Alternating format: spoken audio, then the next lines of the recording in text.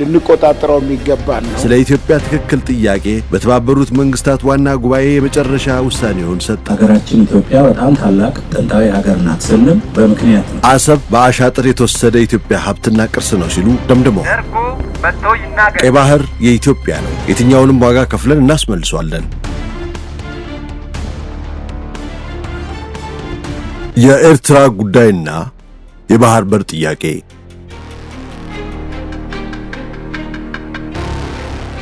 ጠቅላይ ሚኒስትር አብይ ወደ ስልጣን ከመጡ በኋላ ኢትዮጵያ የባህር በር የማግኘት ጥያቄዋ በተወሰነ ደረጃ የተነሳ ቢሆንም ካለፉት 2 ዓመታት ወዲህ ግን ጉዳዩ አለ ሊባል የማይችል የህልውናችን መሰረት እንደሆነ በየአቅጣጫው እየተነገሩ ይገኛሉ። በኬንያ የኢትዮጵያ አምባሳደር ከፍተኛ የጦር መኮንን የሆኑት ጄኔራል ባጫ ደበሌ በትግርኛ ቋንቋ ባሰፈሩት ጽሑፍ ጠቅላይ ሚኒስትር አብይ አህመድ ከፕሬዝዳንት ኢሳያስ ጋር በሚሌኒየም አዳራሽ በተካሄደ አንድ ዝግጅት ላይ እኔና ኢሱ የምንጋራው አሰብን ነው ማለታቸውን አስታውሰው ጀነራሉ አክለውም ፕሬዝዳንት ኢሳያስም ይህንን ሐሳብ እጃቸውን ግንባራቸው ላይ በማድረግ በመደገፍ ምልክት አሰብን ለኢትዮጵያ ሕዝብ ለማካፈል እንደሚስማሙ ገልጸው ነበር ብለዋል። በዚህም መሰረት የአሰብ ጉዳይ አሁን በድንገት የተነሳ አዲስ አጀንዳ ሳይሆን ከዚህ ቀደም በሁለቱ መሪዎች መካከል መግባባት ላይ የተደረሰበት እንደሆነ ጀነራሉ ተናግረዋል። ልንቆጣጠረው የሚገባን ነው። በመጨረሻም አሰብ በአሻጥር የተወሰደ የኢትዮጵያ ሀብትና ቅርስ ነው ሲሉ ጽሑፋቸውን ደምድመዋል። ከወራት በፊት የመከላከያ ሰራዊት ባልደረባ ሜጀር ጀነራል ተሾመ ገመቹ ስለ ቀይ ባህርና አሰብ ሲናገሩ እንዲህ ነበር ያሉት። ቀይ ባህር የኢትዮጵያ ነው፣ የትኛውንም ዋጋ ከፍለን እናስመልሷለን። የኢትዮጵያ የቀይ ባህር ግዛት የኢትዮጵያም ህልውና ነው። በኢትዮጵያ ጉዳይ የመወሰን መብት ባልነበረው የሽግግር ቡድን አሳልፎ የተሰጠ ራስ ገዝ የባህር በራችን ነው። በዚህም ብዙ ሀገራት በእናንተ ድክመት ነው እስካሁን ያልተመለሰው እንጂ እስካሁን መቆየት ያልነበረበት ነው ይሉናል። አሁን ላይ የቀይ ባህር ጉዳይ የህልውናችን ጉዳይ ሆኗል። ለህልውናችን ስንልም የትኛውንም ዋጋ ከፍለንም ቢሆን አሰብን እናስመልሳለን በማለት የፌዴሪ መከላከያ ሚኒስትር ሜጀር ጀነራል ተሾመ ገመቹ የአሰብን ኢትዮጵያዊነት በግልጽ እቅጭቅጩን አስቀምጠዋል። ሀገራችን ኢትዮጵያ በጣም ታላቅ ጥንታዊ ሀገር ናት ስንል በምክንያት ነው። በሌላ በኩል በባህር በር ዙሪያ ምሁራን የራሳቸውን አስተያየት የሰጡ ሲሆን ኢትዮጵያን ያህል ታሪካዊ ትልቅና በርካታ ህዝብ የሚኖርባት ሀገር የባህር በር እንዳይኖራት የሚያደርጉ ሂደቶች ህጋዊም ሆነ ፖለቲካዊ ቅቡልነት እንደሌላቸው ገልጸዋል። ከነዚህም ውስጥ ዶክተር ጌታዬ ትርፌ የተባሉ በዩኒቲ ዩኒቨርሲቲ የሥነ አመራርና ዓለም አቀፍ ግንኙነት መምህር ሲናገሩ ለኢትዮጵያ የባህር በር ጥያቄ የቅንጦት ሳይሆን የህልውና ጉዳይ መሆኑን አስረድተዋል። ኢትዮጵያ የባህር በር ለማግኘት እያደረገችው ያለችው ጥረት በታሪካዊ ዳራ፣ ህጋዊ ሰነዶች፣ ተፈጥሯዊ አቀማመጥ እንዲሁም ዓለም አቀፍ ህጎች መለኪያነት ቅቡልና አሳማኝ መሆኑንም ገልጸዋል። እስካሁን ባለው ሂደትም በብዙ መመዘኛዎች ዓለም አቀፍ ተቀባይነት እንዳለው መገንዘባቸውን ተናግረዋል። የኤርትራ ከኢትዮጵያ መገንጠል ኢትዮጵያ የባህር በር ለማጣት የመጨረሻው ታሪካዊ ምክንያት ነበር። እንደ ሀገር ጥንታዊ ሀገር አንዷ ናት። ከኤርትራ መገንጠል በፊት የነበሩ አገዛዞች ሁሉም ማለት ይቻላል ኢትዮጵያ የባህር በር እንድታጣ የየራሳቸው ተጠያቂነት እንዳለባቸው ታሪካዊ ዳራ ለማየት እንሞክራለን።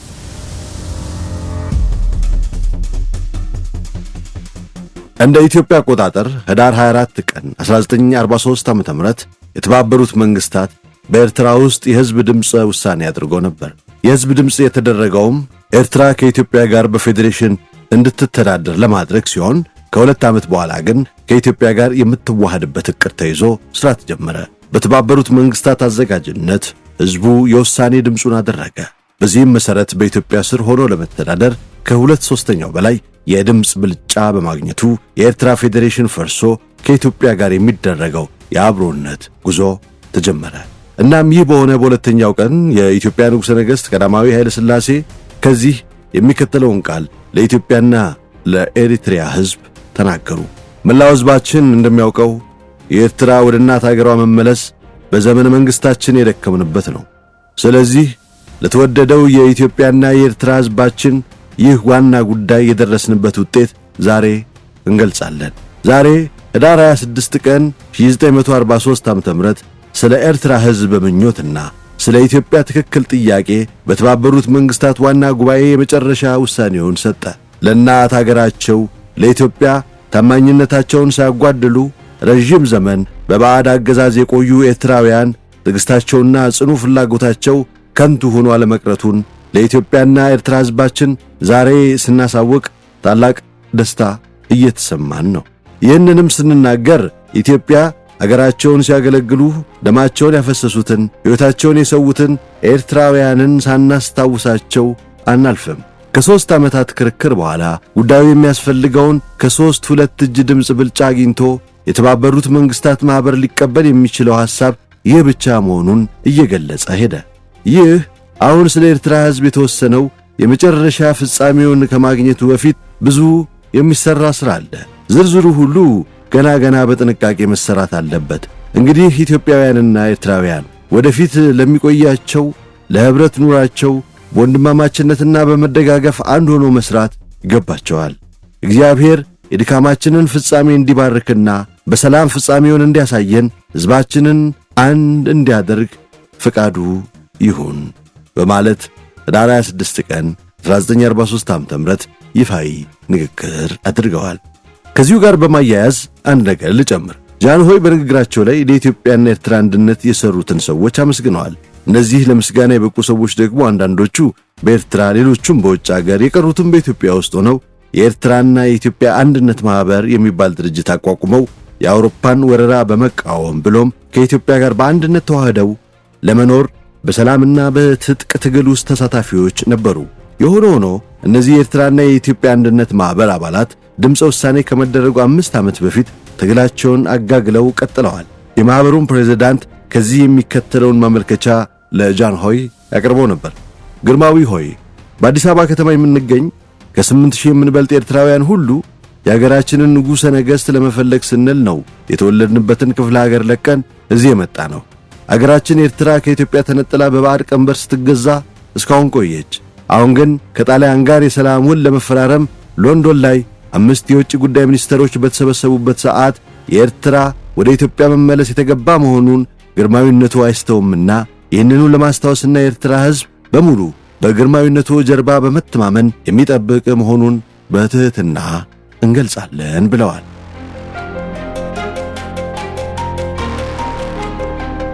ከዚሁ ጋር ሌላም ማመልከቻ እናገኛለን። ይህኛው ደግሞ በከሊፍ አብድልቃድር መሐመድ የተጻፈ ነው።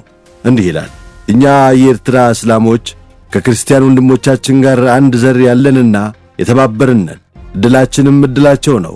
ስለዚህ ኤርትራ ከባዕድ አገዛዝ እንድትወጣና ወደ እናቷ ወደ ኢትዮጵያ እንድትመለስ ያለንን ፈቃድና ውሳኔ የማይጠረጠር ነው። እምነታችንም በጃንሆይ ላይ ጥለናል ይላል። ሁለቱም ማመልከቻዎች እንደ ኢትዮጵያን አቆጣጠር መስከረም 15 ቀን 1938 ዓመተ ምህረት የተጻፉ ነበሩ። እናም የአይነቱ ጥያቄ ከድርጅትና ከሃይማኖት መሪዎች ይቀርብ ነበር። ሕዝቡን በሰላማዊ ሰልፍ ከኢትዮጵያ መዋሃድን ደግፎ አደባባይ ወጥቷል። ይህ ሁሉ ጥረት ተደርጎ ነገር ግን በ1943 ዓ.ም በተደረገው ውሳኔ ድምፅ ኤርትራውያን ከኢትዮጵያ ጋር በአንድነት ለመኖር ወሰኑ። ሆኖም በዚህ ውሳኔ የተበሳጨችው ግብፅ ጀባሃን ማቋቋም ብቻ ሳይሆን አስታጠቀች። ከዚያም ሻዕቢያ ተከተለ። የኤርትራም ጥያቄ የቅኝ ግዛት ጥያቄ ነው ተባለ። የቀድሞው ታሪክ ተፍቆ አዲስ ታሪክ ተጻፈ። የነበረው እንዳልነበረ ሆነ። እንደ ኢትዮጵያውያን አቆጣጠር 1943 ዓ.ም ኤርትራ በፌዴሬሽን ከኢትዮጵያ አብራ ለመሆን ድምፅ ሰጠች። በዚያው እንግሊዝ በኤርትራ ላይ የነበራትን ሞግዚትነት አበቃ። ከዚያም ኤርትራ በተባበሩት መንግስታት ሞግዚትነት ሳለች የሁለቱ ሀገራት መማክርት ጉባኤ ለውህደት የሚያበቁ ሕጋዊ ጉዳዮች ላይ እየሰሩ ለ2 ዓመታት ቆዩ። ከዚያም እንደ አውሮፓውያን አቆጣጠር በ1952 ኤርትራ በሕጋዊ መንገድ ከኢትዮጵያ ጋር ተዋሃደች። ይህን ተጨማሪ ማብራሪያ ያቀረብነው ደግሞ በ1950 የፌዴሬሽንና የ1952ቱ ውህደት መካከል ብዥታ እንዳይኖር ግልጽ ለማድረግ ነው። የደርግ ዘመናት ከ1966 እስከ 1983 ዓ.ም እንደሆነ ይታወቃል። የደርግ መንግሥት ለኤርትራ መገንጠል በቀጥታ አስተዋጽኦ ባያደርግም ኤርትራን ጥያቄ አፍኖ በኃይል ለመያዝ ባደረገው ጥረት የኤርትራ ተዋጊ ኃይሎች በመጀመሪያ ጀብሃ ኋላ ላይ ሻዕቢያ ከአፄ ኃይለ ሥላሴ ዘመን የጀመሩትን የትጥቅ ትግል በደርግ የ17 ዓመት አገዛዝ አጠናክረው በመቀጠላቸው በድምሩ ለ30 ዓመታት ተዋግተው ኤርትራን ለመገንጠል ችለዋል። ከኢትዮጵያ አብዮት መፈንዳት በኋላ የተነሳው ደርግም ፖሊሲው ግትር ነበር። ኤርትራ የኢትዮጵያ አንገት ናት፣ ስለዚህ አንገት ልትቆረስም ሆነ ልትገነጠል አትችልም የሚል ግትር አቋም ነበረው። በእርግጥ የደርግ የመጀመሪያው ሊቀመንበር የነበሩትና ከኤርትራና ከትግራይ ተወላጅ የሆኑት ጄኔራል አማን አንዶም አገሪቱ በኤርትራ ላይ ተከተለው የነበረውን ፖሊሲ ለመገምገም ሞክረው ነበር። በእርሳቸው ፖሊሲ መሰረት ኤርትራ በኢትዮጵያ ስር ሆና ነገር ግን የራሷ የፖለቲካ ማንነት እንዲኖራት የሚፈቅድ ነበር። አባናንዶም በእነዚህ አቋማቸውና በሌላም ከደርግ ጋር በነበራቸው ቅራኔ የተነሳ ከተገደሉ በኋላ የእርሳቸው ፖሊሲ ተቀይሮ እስከ 1991 ወይም እስከ 1983 ዓ.ም ድረስ የሚሰራበት ፖሊሲ በኮሎኔል መንግስቱ ኃይለማርያም አማካይነት ተፈጻሚነት አገኘ። የአዲሱ ፖሊሲ በኤርትራ እንቅስቃሴዎች ላይ ወታደራዊ ድልን በመቀዳጀት ላይ ያተኮረ ነበር። በዚህ ሁኔታ አብቅቶለታል ተብሎ የነበረው የኤርትራ አመጽ ማንሰራራት ጀመረ። በ1970ዎቹ ሁለተኛ አጋማሽ ላይ ሻዕቢያ ሙሉ ጥቃት ማድረስ ጀመረ። ምንም እንኳን ሁሉም ግንባሮች የኢትዮጵያን ሰራዊት የሚታገሉ የነበሩ ቢሆንም ኤርትራውያን አንድ መሆን አልቻሉም ነበር። በተለይም የኤርትራን ጉዳይ ለአንድና ለመጨረሻ ጊዜ ለመቅረፍ በሚል ደርግ ጦር ሰራዊቱን ሁሉ ወደ ኤርትራ በማዝመት የተጀመረው የቀይ ኮከብ ዘመቻ ሳይሳካ መቅረት የኤርትራን ጥያቄ አሁን ያለ እልባት እንዲቀጥል ሆነ። በወቅቱ የምስራቁ ድል በሰሜኑ ይደገማል የሚለው የደርግ ቀይ ኮከብ ዘመቻ ፉከራ ተራ ጩኸትና ድንፋታ ብቻ ሆኖ ቀረ።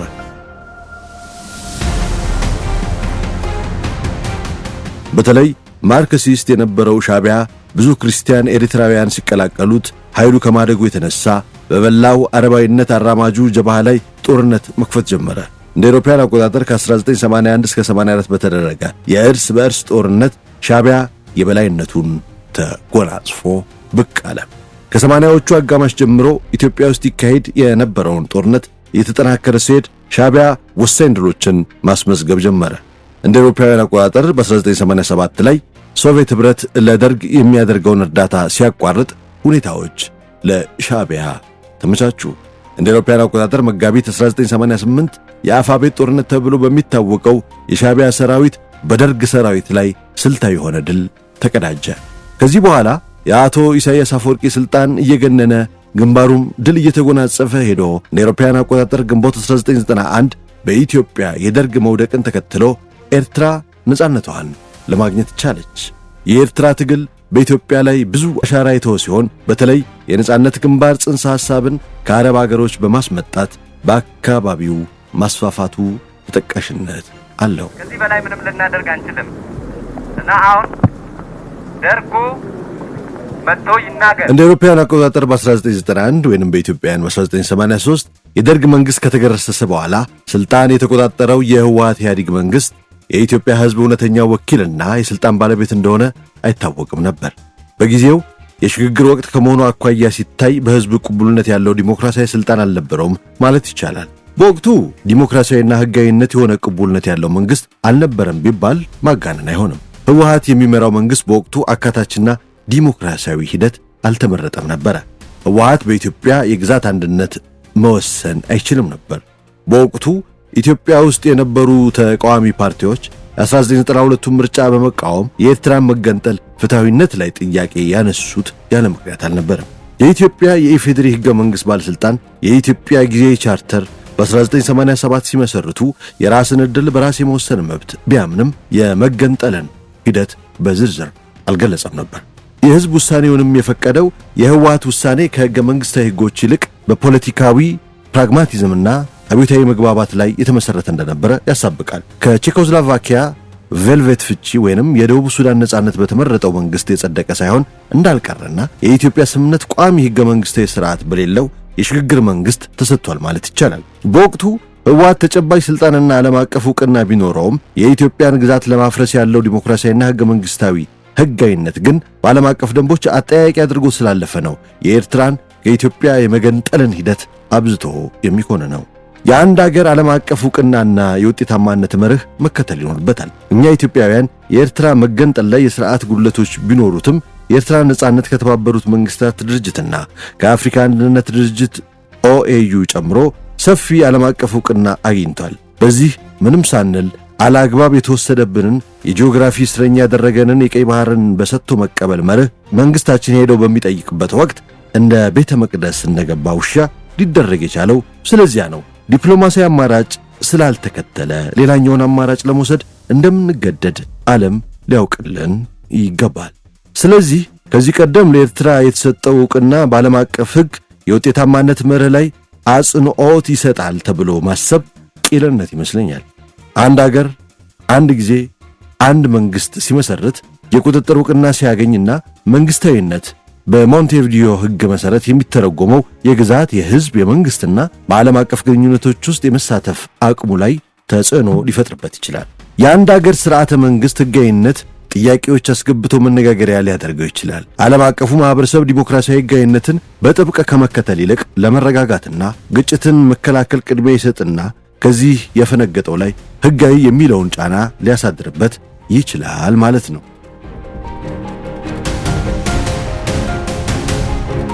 በተገነጠለው አገር ተብዬ ላይ የዜግነትና የሰብአዊ መብት አንድምታ እንዴት ሊታይ ይችላል ከተባለ አገሪቷ ከመገንጠሏ በፊት በተለይ በዜግነት ላይ ከፍተኛ የሆነ የሰብአዊ መብት ተግዳሮቶችን አስከትሏል ወይንም አላስከተለም፣ ካስከተለም ለመገንጠል የሚያበቃ ነው አይደለም የሚለው መታየት አለበት። በዚህ ነገር ሲታይ ኤርትራ ከዚህ ውስጥ አንዱን ማሟላት የምትችል ግዛት እንደነበረች ራሳቸው ኤርትራውያን የሆኑ የሚመሰክሩት ሐቅ ነው። ኤርትራዊ ተወላጅ ያልሆኑ ግለሰቦች በኢትዮጵያ የዜግነት ጉዳይ አሻሚ የሆነ ነገር እንደተፈጠረ በተደጋጋሚ ቢገልጹም ኢትዮጵያ ከ1991 በተደረገው የድንበር ጦርነት ከ70,000 በላይ ዜጎቿን ሕይወታቸውን ሊያጡ ተገደዋል። ለቁጥር የሚታክቱ ዜጎች ማፈናቀሏ የአገር አልባነት አደጋ አጉልቶ አሳይቶ አልፏል። በአንድ አገር የግዛት አንድነት ዓለም አቀፍ ደንቦች፣ የዓለም አቀፍ ሕግ ኮሚሽን፣ የብሔረሰብ አንቀጾች 1992 ዓ.ም፣ የአውሮፓ ሀገር አልባነት ኮንቬንሽን 1998 ዓ.ም ሀገር አልባነትን መከላከልን ያጎላሉ ማለት ይቻላል። ነገር ግን ኢትዮጵያና ኤሪትሪያ የእነዚህ መሳሪያዎች አካል አልነበሩምና የአገር ውስጥ ሕጎች ግልጽነት ባላቸው መልኩ አልተተረጎሙም ማለት ይቻላል።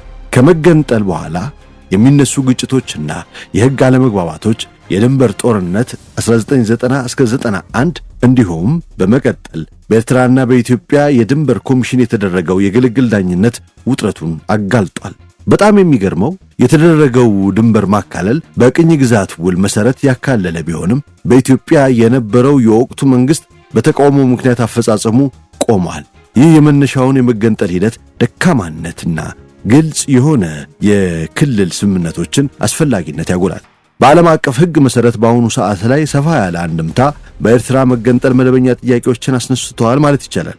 በወቅቱ የነበረው የሽግግር መንግስታት ስልጣን ጊዜያዊ ገዢዎች ስለ ግዛት ሉዓላዊነት የማይሽሩ ውሳኔዎችን የመወሰን ስልጣን ሊኖራቸው ይገባል ወይንም አይገባም የሚለው ጥያቄ ከባድ ተቃውሞ አስነስቷል። የዓለም አቀፍ ሕግ ግልጽ መመሪያዎች የሉትም። ነገር ግን ምርጥ ተሞክሮ እንደሚያሳየው እንደዚህ አይነቱ ውሳኔዎች ከአካታች ዲሞክራሲያዊ ሂደቶች የተገኘ ቋሚ ሕገ መንግሥታዊ ሥርዓት መጠበቅ አለባቸው ተብሎ ይታሰባል። ለዚህ ነው የኤርትራን መገንጠል በብርቱ የምንቃወመው። በአንድ አገር ላይ ዲሞክራሲያዊ ሕጋዊነትና መረጋጋት የዓለም አቀፍ ማህበረሰቡ የኤርትራን ነጻነት መቀበሉ በሂደት ላይ ሰላም ላይ ያተኮረ ተግባራዊ አካሄድ ያሳያል። ነገር ግን ይህ ወደፊት በሚፈጠሩ ጉዳዮች ሕገ መንግሥታዊነትና ሕዝባዊ ሉዓላዊነትን ሊያናጋ የሚችል አርአያ ነው ማለት ይቻላል። በአንድ አጋጣሚ በሪፈረንደምና በትጥቅ ትግል የተገኘ የኤርትራ ጉዳይ ዓለም አቀፍ ሕግ ደረጃ ራስን በራስ የማስተዳደር ሕግን ያልተከተለ በጉልበት የተፈጸመ ነው። ከሽግግር መንግስት የተገደበ የሥልጣን ኃላፊነት ቢኖረውም ከቀኝ ግዛት መውጣት ማስተካከያ አውዶች ጋር የእናት ሀገራችንን ግዛት ፈቃድ ወይንም ማረጋገጫ ይፈልጋል። ለዚህ ነው የኤርትራ መገንጠል ጥያቄ የሚያስነሳው። የሽግግር መንግስት ሕጋዊነት በተጨባጭ ሥልጣን ላይ የተመሠረተ ዲሞክራሲያዊ ተልእኮ ውሳኔ አላገኘም።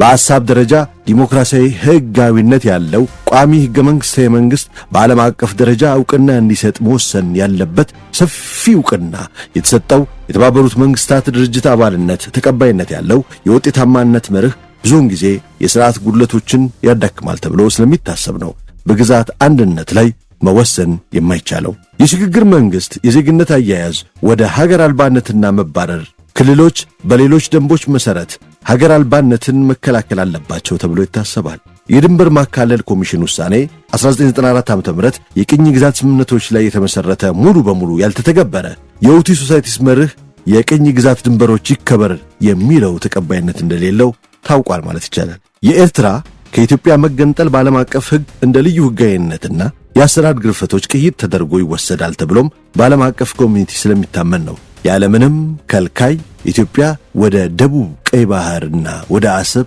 ወደብ የምንወጣው። በወቅቱ የተደረገው ፌክ የሆነ የህዝብ ውሳኔም የሰፊው የኢትዮጵያ ህዝብ ፍቃድ የሌለው ምንም አይነት የህዝብ ቃል ኪዳን ሰነድ ላይ ያልሰፈረ የራስን ዕድል በራስ የመወሰን መብትን መርህ ያልተጣጣመ የሽግግር መንግስቱ የዲሞክራሲ ስልጣን እጦትና ኤርትራዊ ያልሆነ ኢትዮጵያውያንን ከውሳኔ አሰጣጥ ሂደት ውስጥ ዓለም አቀፋዊ ዕውቅና ያለው ሰፊ ተቀባይነት ያለው ህገ መንግስታዊና ህጋዊነትን የሚፈታተን የግዛት አንድነትን የገረሰሰና የአገር ግንጠላ ተግባር ነው የተፈጸመው። አሁን ያለው በሻዕቢያ የባርነት ስር የምትገኘው የኤርትራ ህዝብ የመንግስትነት አቅም ያልደረሰ ይህ ጉዳይ በመረጋጋት ላይ በተመሰረተ ተግባራዊነትና በዲሞክራሲያዊ ህጋዊነትና ህገ መንግስታዊነት በዓለም አቀፍ ህግ መካከል ያለውን ውጥረት እንዳይከሰት ሰከን ብሎ አይቶ ከእኩይ ተግባሩ መቆጠብ ካልቻለ ግብዓተ መሬቱ እንደሚፈጸምለት ጥርጥር የለውም።